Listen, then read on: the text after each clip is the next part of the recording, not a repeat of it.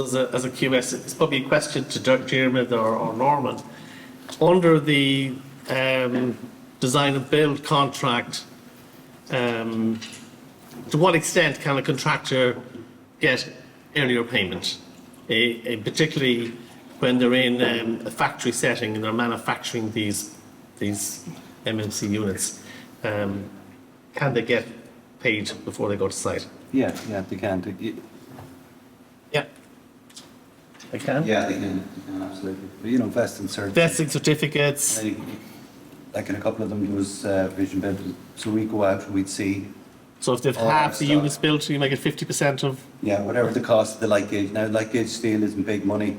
You know, it's something like 25 grand a unit or something like that. You know, it's not huge money. Okay. But yeah, they can get paid that. And they once they get through the design process as well, they can get a majority of their design team fees. Brilliant. Because they're getting that up front, because it's an accelerated design. It's done in 3 months. Yeah, thanks, Jim. Okay, interesting. So any other questions? So you just want to give your name and your organisation first? No problem. My name is Laura Keys and I'm with Frame Space Solutions. We're like gauge steel manufacturer in Ireland. We design, manufacture and install on site. Firstly, I want to say thank you very much for your presentations and very genuine, very honest presentations about, I suppose, as a modular manufacturer, what we come up against day to day and the trials and tribulations of getting started here in Ireland. But one question that I guess it's not to one individual, it's a collective approach more so for modular construction. We save time on the production cycle, and then when we get to site, the main issue that seems to hold us back is Irish Water and ESB. And what can we do collectively to improve that process? Because that's where we're getting caught with handover. Interesting.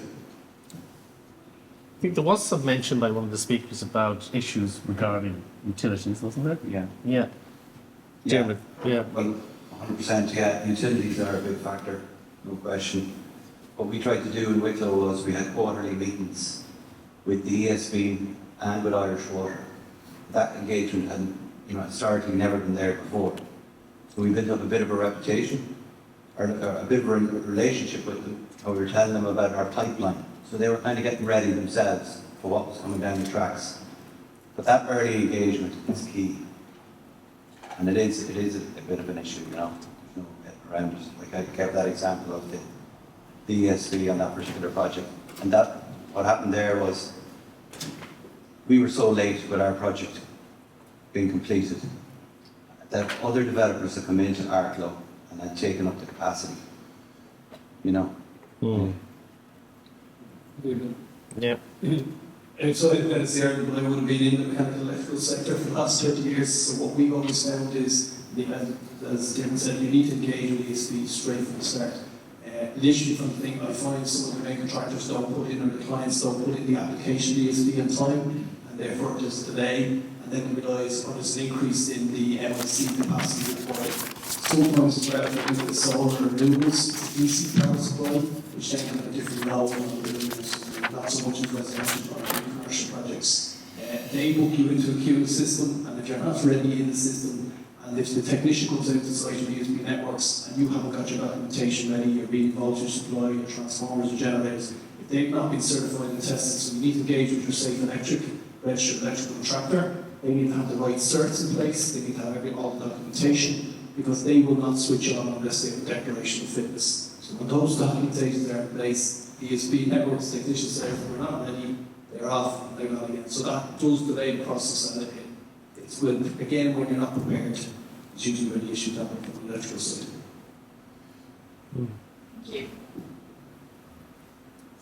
Any other questions? Yes? Hi, my name is Jenna Davis. I'm with KPMG and Infrastructure Advisory. Very good. This kind of follows on from the question just now, just in terms of today's been very focused on housing policy, and that's obviously a huge issue in infrastructure in Ireland, but it was support of the other initiatives of the NDP. And it's great to have a panel like this going through not just the strategic aspects, but some of the more micro aspects, the tactical side. I think that's really important. How much involvement and opportunity for lessons learned does the housing sector, can the housing sector take to the other industries like ESB, like Irish Water, even the major projects that are coming down the line? Is that something that you're thinking about in terms of passing on some of this knowledge and technical expertise, including the certification? Yeah, well, for myself, we are measuring a lot of issues. We're going to come out with what the top 10 issues are going to be happening in terms of certification. I have lessons learned from my past. In some of the previous CIF reports, you'll actually see a risk register and things to watch out for around water mass construction. It is the unique USP of these offsite manufacturers. You will learn a lot from just engagement. They've had issues around logistics, transportation, curbside delivery. So this early contractor involvement or engagement is what's needed with them. Don't leave them out of the picture. Really engage with them, really focus on them. They will tell you a lot of things that they know that worked or didn't work. And I know part of the Rapid Homes teams, even the OPW, said they've heard so much in that period of time. And they really did the demonstration part. So it's all about knowledge, understanding, experience. But I think the offsite manufacturers can bring a huge wealth of knowledge and experience with that. And they have millions of lessons learned that they've experienced over the years. So definitely engage with them. No, just I guess yes, we can. From the housing sector, we can share the knowledge, but certainly we've been learning, from both framework and a procurement perspective, like the Department of Education, and education have used MMC in various models, and even from the UK, they've learned some fairly harsh lessons, and so we do try to share. I don't know that that's structured enough and probably could be improved on, but within, whether it's education, health or housing, they're all, it's heavily invested in new construction, and MMC is a serious player there, so there probably should be more cross-department. There is, as was presented, there is a cross-department body, but that should be held to the technical, I guess. And it's just going to add that most of the national policies are across government, so many of the working groups will include most of the government departments will be represented there. So they do take lessons from the housing sector, absolutely. And we're very happy to share information across in terms of government, private education. It's been very helpful to us around frameworks, particularly. Because from a national perspective, everyone knows that there's a significant shortage of homes for the people that live in the country. So is MMC just one of the solutions to accelerating supply? I mean, 30,000 homes doesn't seem an awful lot. We need to build thousands of homes to house our people.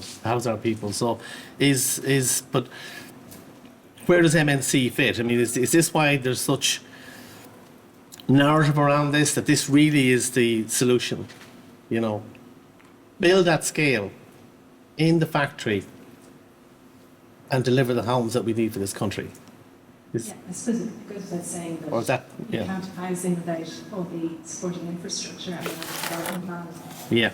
Is extremely important, and the use of modern methods of construction in other sectors. And also, I suppose I didn't go into the other the other activities under Housing for All across, bringing vacant buildings back into use, making the best use of what we already have, which can maybe be activated more quickly than some of the construction programs that, do take multi-year projects. But I think there is always going to be a need for new housing, and it's trying to deliver that in the cost-effective, but and time, speed. Speed is important, but also I think increasingly the sustainability and being able to measure and track information about buildings. I think with construction where you have digitalisation of projects, and you can reduce the waste, you can make best use of your materials, and you can know very well what the inputs are, and you can digital twins and things that are. It's not my area, but Yeah. I think that's recognised in the sort of medium term as being a very important area as well. Thanks, Aidan. Yeah, absolutely. Any other maybe final question from the audience?